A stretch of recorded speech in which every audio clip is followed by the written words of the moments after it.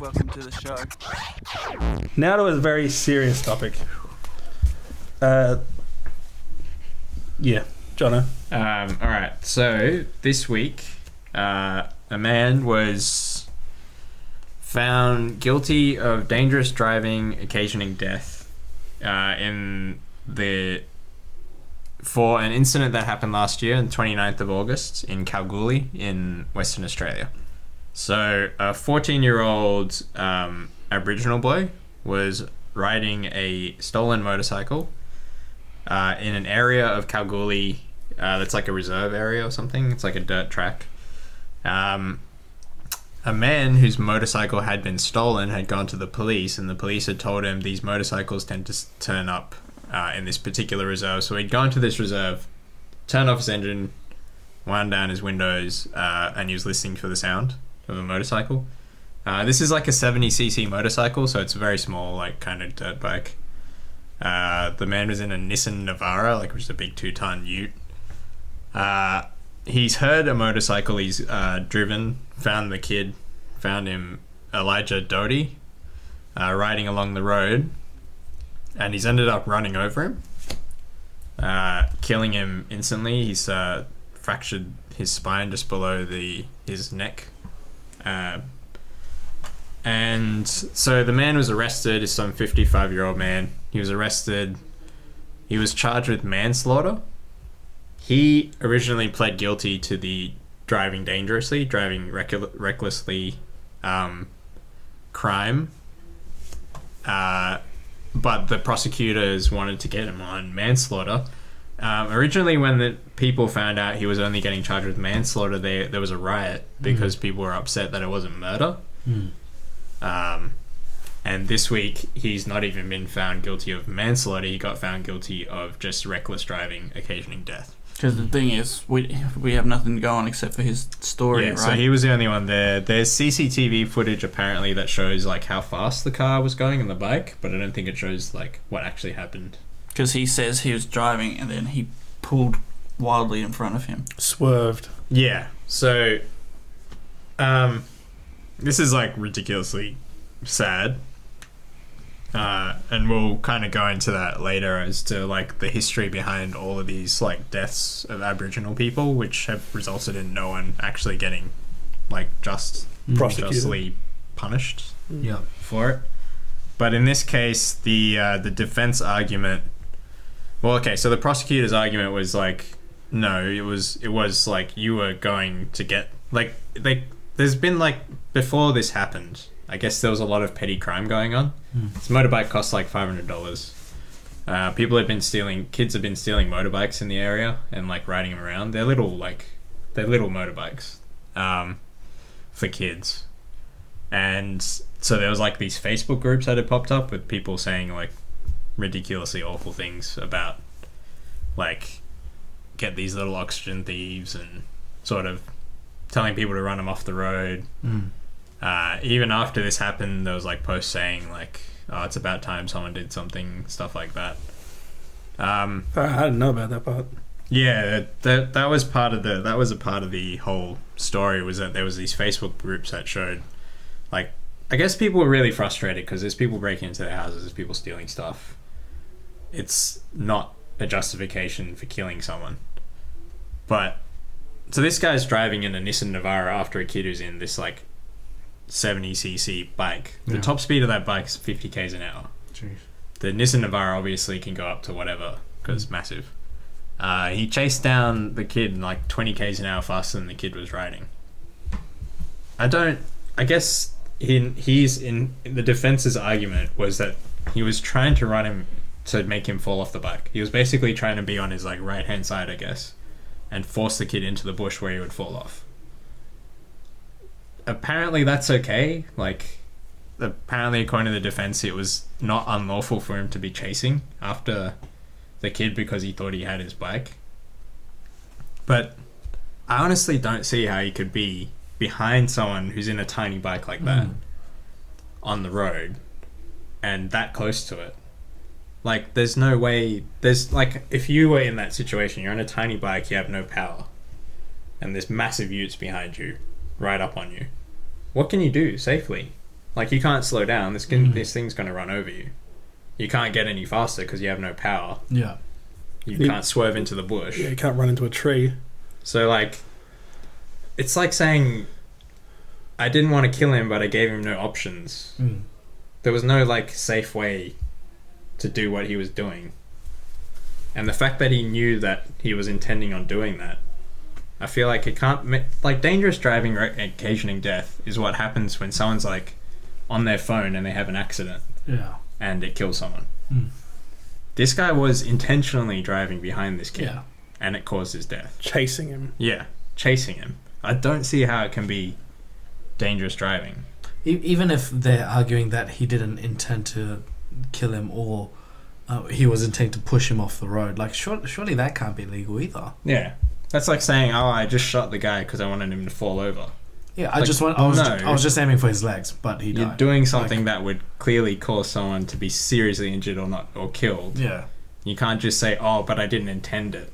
Like, So anyway, like, there's obviously been protests and stuff. This is one of those things that, like, doesn't really get covered in the news all that much as you would think. If you reverse the race, there's no way it wouldn't be front page news. Yeah. Like, no way in hell. But yeah, it's kind of like hard to find like news outlets that are actually covering it at the top of their stories. It's probably buried somewhere deep down. Yeah, which one good thing about Facebook is it did come up all over Facebook. Yeah. All the protest stuff. Because it happened last year, but the result happened this week and everyone just got crazy angry about it. Yeah.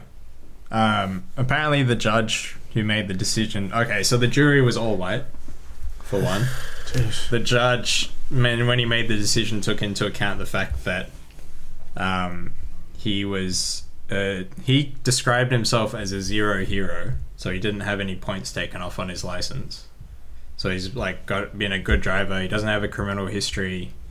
But that good character argument kind of assumes that, and this is what the defense says, if you use good... I mean, this is what the prosecutor said. If you use good character, you basically give everyone a free first defense. Yeah, you get first one's free. Oh, I might have killed the guy, but I've never done it before. I'm not a serial killer. Yeah.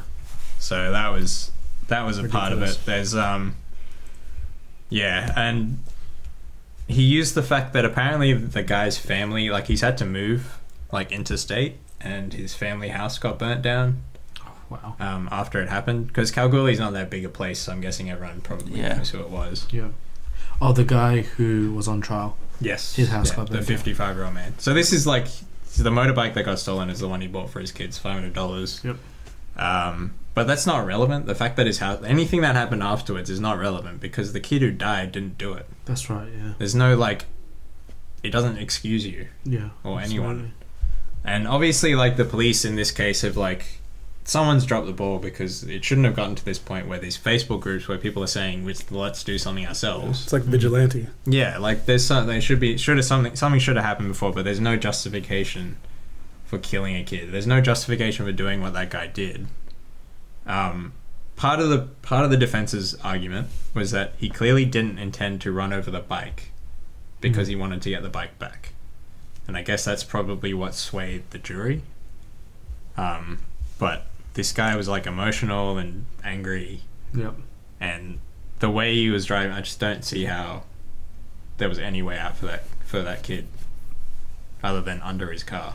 And the thing is, when he decided to go after him, the way he found him was that he reported to the police that his bike was stolen. Yeah. And the police told him that, kids will steal it and go to this particular place. They said they usually get dumped to this reserve. So instead of the police actually investigating a theft that they should have, they said, you go check it out because it's your bike, which is just ridiculous. Yeah, it's insane. So the kid, like Elijah, 14 years old, apparently an amazing AFL player.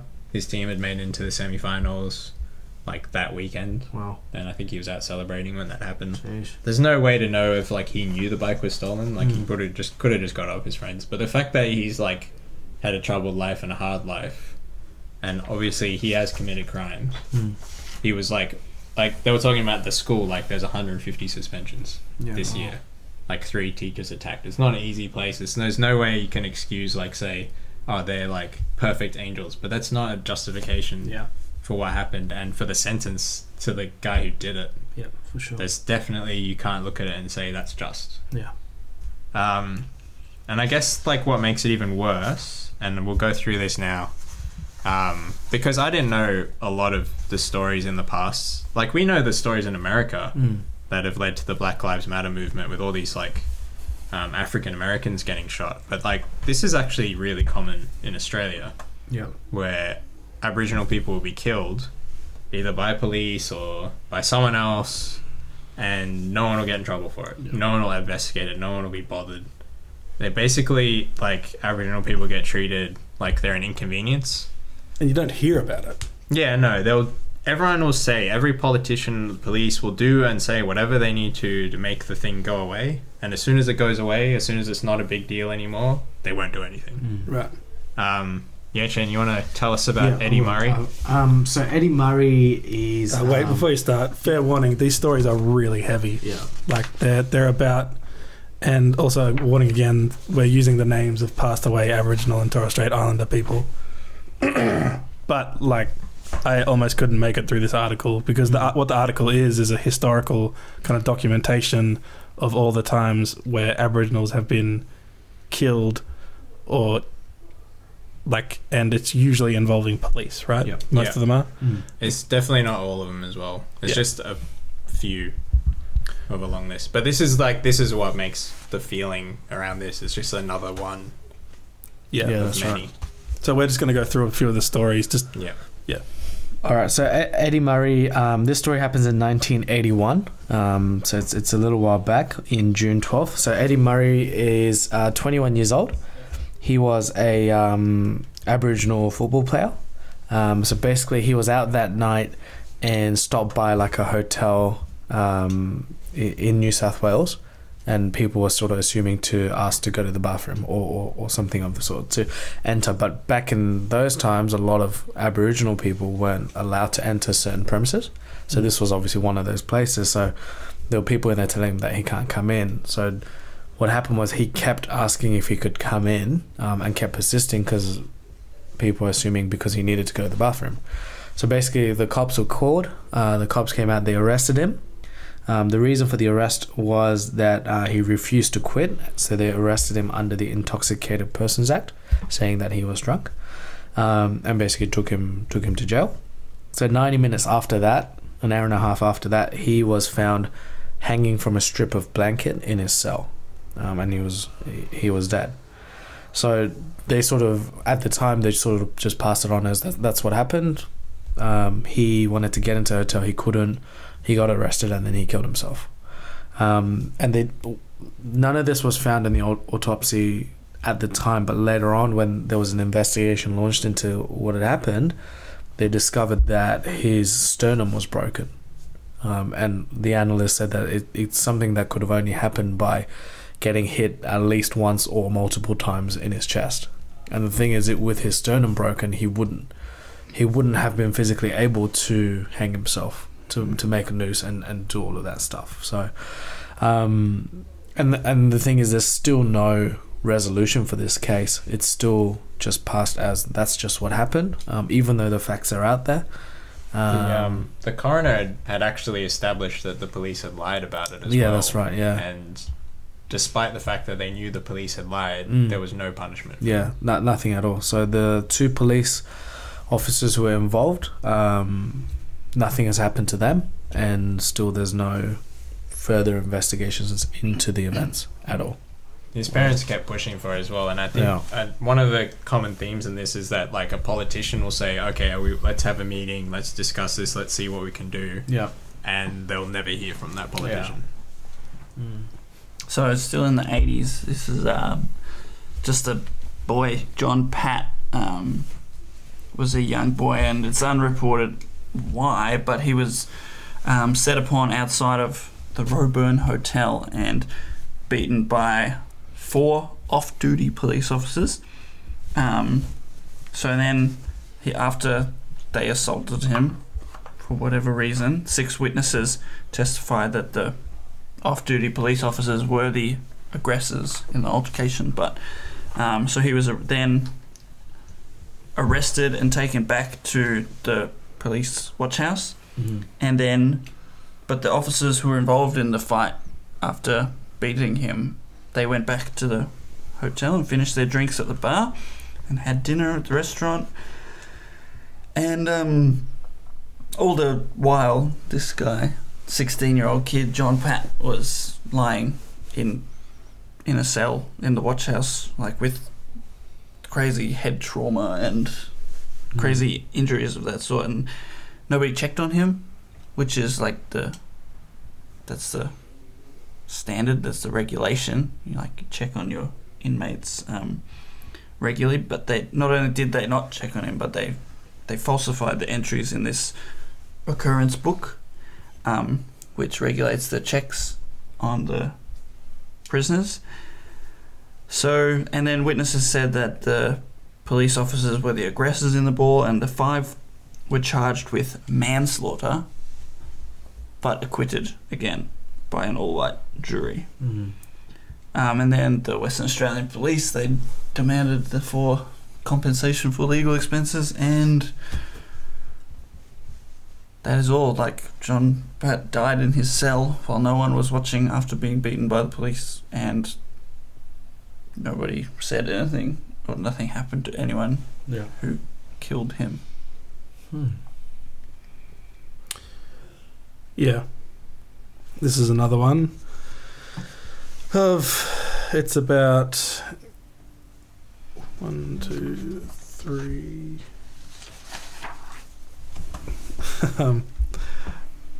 Colleen Walker, age 16, Evelyn Greenup, age 4, and Clinton DeRoe, age 16. So from September 1990 to 91, children began disappearing from the Aboriginal mission of Bowraville on the New South Wales mid-north coast. In the space of 6 months, Colleen Walker, age 16, Evelyn Greenup, and age 4, and Clinton DeRoe all went missing. Police decided Walker had gone walkabout and refused to properly investigate. At one stage, police told Walker's mother, Muriel Craig Walker, to come to the police station. Her daughter had been found on a bus heading north. When Muriel arrived, police realised it was the wrong Colleen Walker, and it was it was this nun lady. It wasn't even close to the right person. Mm. And Muriel never heard from the Bowraville police again. When Evelyn, a baby, disappeared a few months later, police responded by sending in child abuse investigators to probe the Aboriginal community, which is that's such a frustrating response, right? Of to assume that it's the parents or whatever. And those investigations continued until a few months later, when the body of Clinton DeRoe was discovered in a nearby bushland, 2 weeks after he went missing. Police finally realised they had a serial killer on their hands. So, in the course of police investigations, it transpired that a set of weights believed to be the murder weapon was returned to the chief suspect, and that independent witness testimony was never followed up. A local white man, Jay Hart, was eventually charged but acquitted in 2 separate trials. Police have since admitted and apologised for comprehensively bungling the investigation and wrongly blaming the community for the deaths. But still, no one was behind bars. The victims' families and broader Bowraville Aboriginal community kept fighting for more than 2 decades.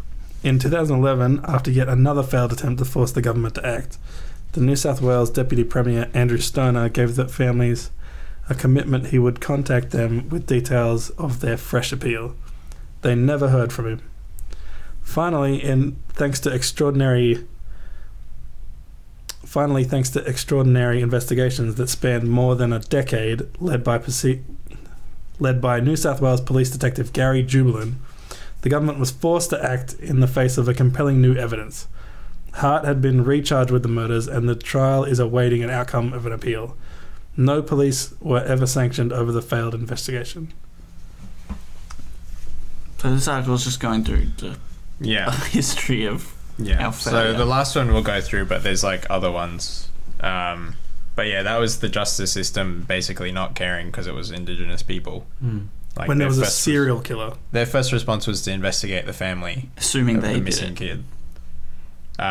This one is Mulrunji Doomadgee, who was beaten to death on the floor of the Palm Island police station in Townsville, off the coast of Townsville. So he got brought in because he sung "Who Let the Dogs Out" as he walked past a police officer who was arresting another Aboriginal man. 45 minutes after he was thrown in the back of a police van, Mulrunji had bled to death on the floor of the local watch house. In the course of the police assault on Mulrunji, he suffered multiple injuries, including having his liver cleaved in two. His injuries were consistent with a plane crash, and even if he had been transported immediately to hospital, he could never have survived. The man who killed him was Senior Sergeant Chris Hurley, who was the highest ranking officer on the island, who was about twice the size of Mulrunji, over 100 kilos. Within hours of the killing, Hurley was drinking beer with the police sent to investigate him, at least one of whom was a close friend. So they sent like a team because there was a death in custody. So they sent a team to investigate what happened, and he was drinking with that team hours after the death. A pathologist report, keeping in mind the injuries that we just described, found that Mulrunji died after tripping up a single step, entering the police station and falling onto a flat floor. The Aboriginal community responded by burning the police station, the courthouse, and Hurley's barracks to the ground. So there was a riot on Palm Island in 2004. Hurley was placed on full paid leave, then promoted to acting inspector, but not before fraudulently collecting an ex gratia payment from the Beatty Labor government of more than $100,000 for property claimed that he lost in the fire, despite already being paid out by insurers. The Aboriginal people so the man who shared a cell with Mulrunji as he died and comforted him, took his life a few years later. Mulrunji's son killed himself a week before his father's inquest was set to begin. More than a dozen Aboriginal people were jailed for the rioting. The police on Palm Island received bravery medals. Hurley was acquitted in 2007 for the manslaughter of Mulrunji. He was finally suspended from the police force more than a decade later after grabbing the wrist of a female police officer while off duty. So this is like another case where the police clearly lied, because there's no way he had those injuries and he tripped up a single step.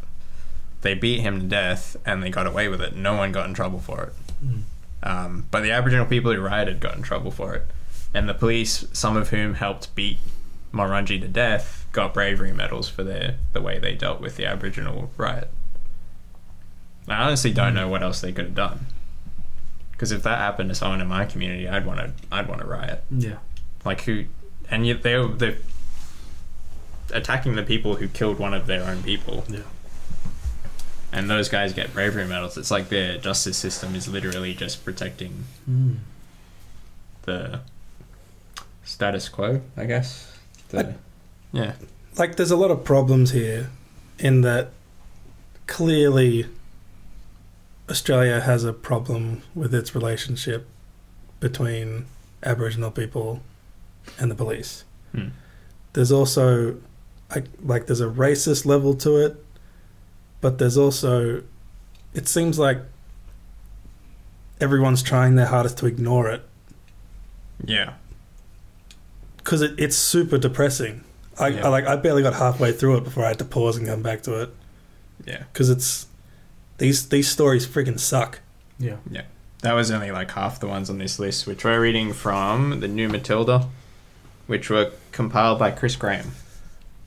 But I've seen these stories in a number of articles, including like The Guardian and all that. So, yeah. And it just keeps, like, the worldwide problem seems that police aren't getting punished for this. Yeah. And it seems like that's going to have to be a turning point soon because so many people are angry about it. Well, aren't that many people angry about it here? Because I feel like there's more people here who are angry about the killings in America than there are here who are angry about the killings here. Yeah. It's definitely not as reported. Yeah. It's very hushed, I think. And I think if more people knew about what was going on in our front yard, people and hopefully get a bit more passionate about it, because it's just as bad here as it is over there. Yeah. There's no difference. It's basically been since we arrived Yeah. till now. Like, it hasn't stopped. I think it's very hard here.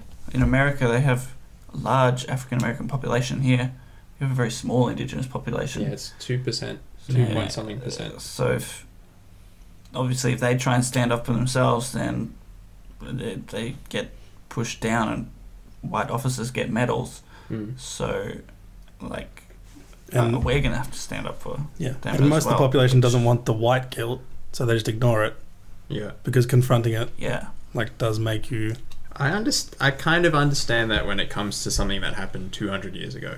So Yeah. recently, like, these academics built a map of, like, the east coast of Australia and all the different massacres that happened. Mhm. I can understand wanting to, like, not be, like, feel personally responsible for something that happened 4 generations before you were born. Right. But stuff that's, like, these people are alive right now. This family is still alive right now. And if we don't get upset on their behalf, then it's like we're saying they don't matter to us. Mm. And they're Yeah. not Australians the same way other people are Australians. Because And, the same week this happened, it was that lady in America got shot by the Yeah. police. And that was everywhere in the news. And there was It was a so white much lady. it was so much airtime. Yeah. And that is a really sad story, and it deserves airtime, but this deserves airtime as well. We should be just as upset. Like, the fact that we don't get just as upset is actually the problem. It's Yeah. the fact that no one actually cares about Yeah. Aboriginal people. I felt ashamed because I was reading these things and I was like, I didn't even know half of these ones. Definitely. There are people who care. It's just not nearly as big as it should be. It's As not, many as it not a should statistically significant be. Yeah. Yeah. proportion. So yeah, Yeah. that is depressing and continues to be depressing, and we deserve to be depressed about it. Yeah. How much time we got left? not a lot. Oh, jeez. We're already over -2. the hour mark.